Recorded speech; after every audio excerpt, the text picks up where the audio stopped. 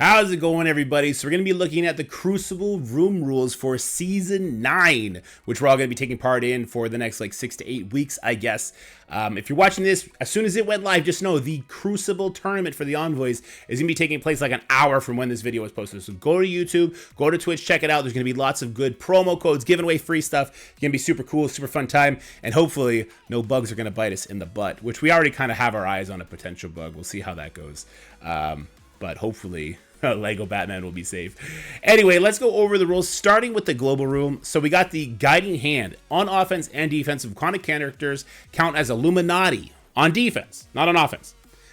I don't know how much this matters, until you get the 5-piece Illuminati, so I guess until Hank Pym comes out, which is also today for spenders, and I guess a few weeks for non-spenders.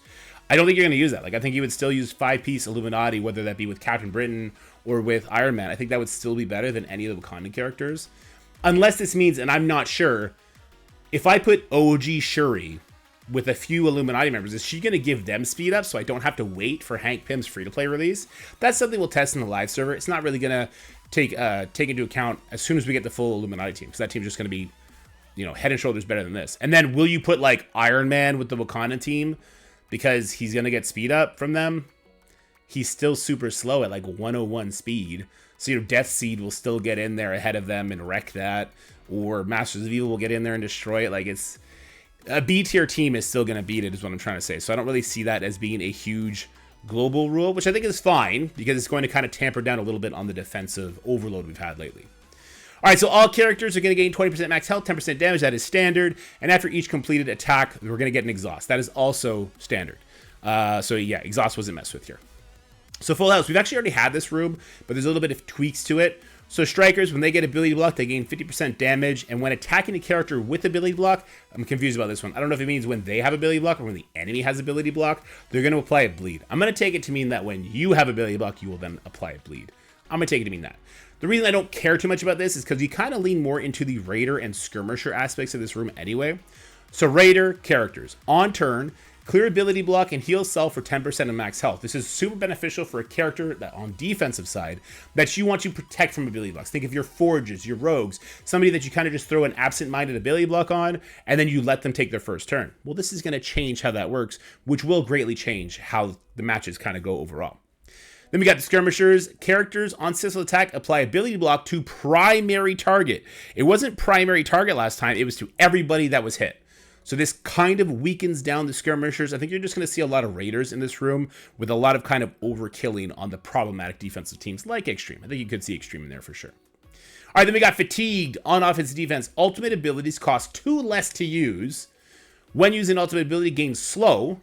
On ally turn, characters with slow gain assist now. So this is kind of an interesting idea, right?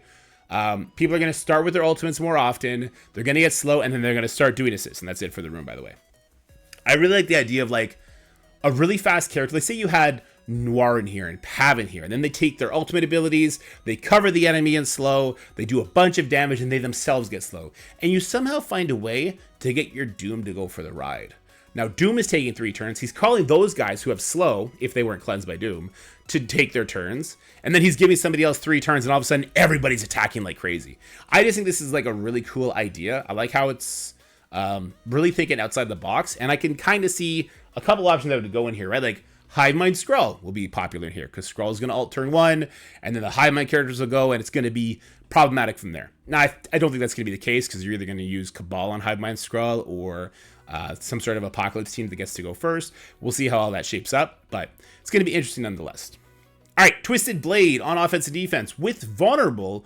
On successful hit, apply vulnerable up to a maximum of 5. So the reason I kind of like this, and then when attacking a character with vulnerable, again, I don't know if this means you have vulnerable and then you apply bleed, or they have vulnerable and then you apply bleed. I'm not sure how it works. But the cool part about this is going to be you can kind of supply your own triple taps. So say you are Old Man Logan, you have a vulnerable above your head, you do an attack, well, you then put a vulnerable on the enemy, and then you come back in for another attack on them, giving yourself more speed bar. So it's kind of like built-in triple attacks, which I think is really cool, and we're going to see how that plays out. I kind of already think I know who's going to go here the best. Anything that helps apply bleeds, Old Man Logan zone, right? That's my take on it anyway. All right, then we got Vibranium Enhanced. So Vibranium, Black Panther, Shuri, maybe just the Black Panther team, the Wakanda team. So on offense and defense, when using basic abilities, generate ability energy.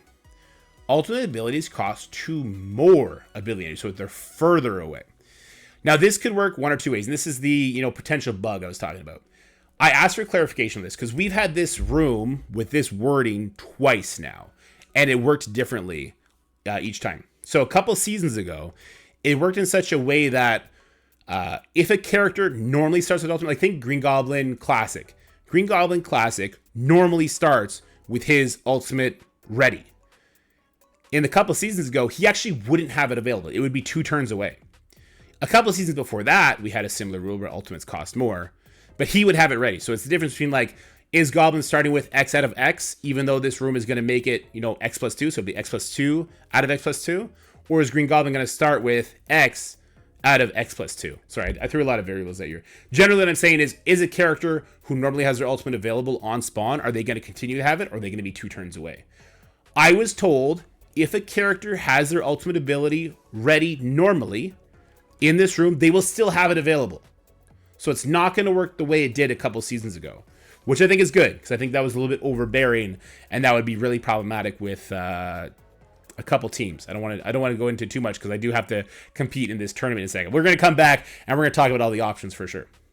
Then we got health insurance. So health insurance, this is kind of like a Scourge pack, a trial thing that we've done before, right? So on offense and defense, on turn, clear all positive effects from self and heal for 10% of that character's max health for each positive effect removed. So this is going to greatly impact a team like Masters of Evil, who really rely on their offense up.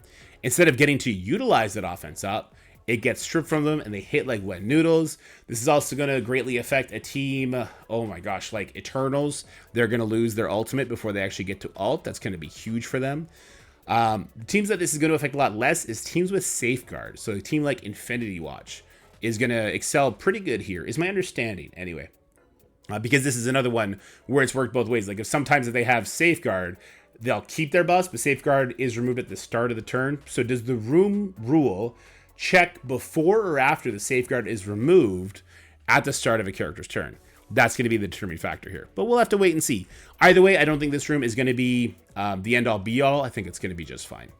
And then we have Dulom's Destruction. So for winning the last tournament, Dulom was able to get his own room rules. And lucky for him that old man Logan bug got your boy. Because I'm coming for you now, bud.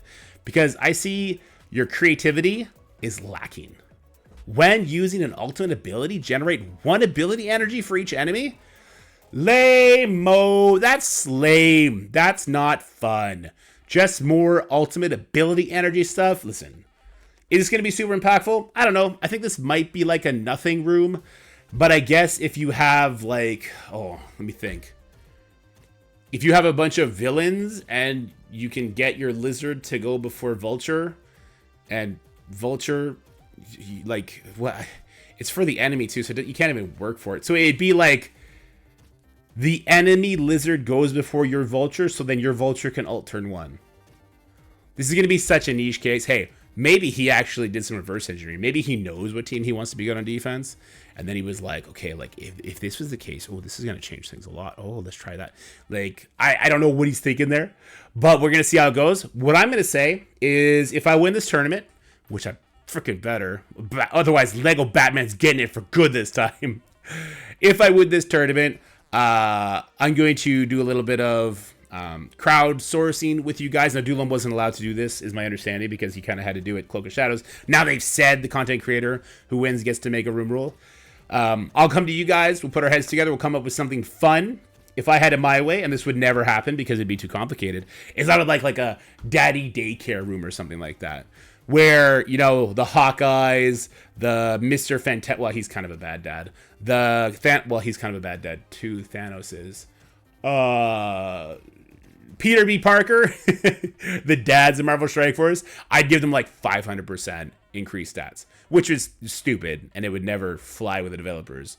But, hey, give me your ideas for room rules in the comment section below. Let me know what you guys are thinking about these room rules, and who do you think is going to win the tournament? Once again, if you're watching this live, the tournament is happening July 11th, 12 p.m. to 3 p.m. Pacific Standard Time. or 3 p.m. to 6 p.m. if you're Eastern. I'll be streaming an hour before and an hour after the tournament so we can have a good conversation about it. Lots of fun. But for now, stay happy, healthy, have fun. I'll see you guys next time. Bye, guys. That's it for the video, guys. I hope you enjoyed it. If you did, make sure you like, share, and subscribe. Stay happy, healthy, have fun, and I'll see you in the next one.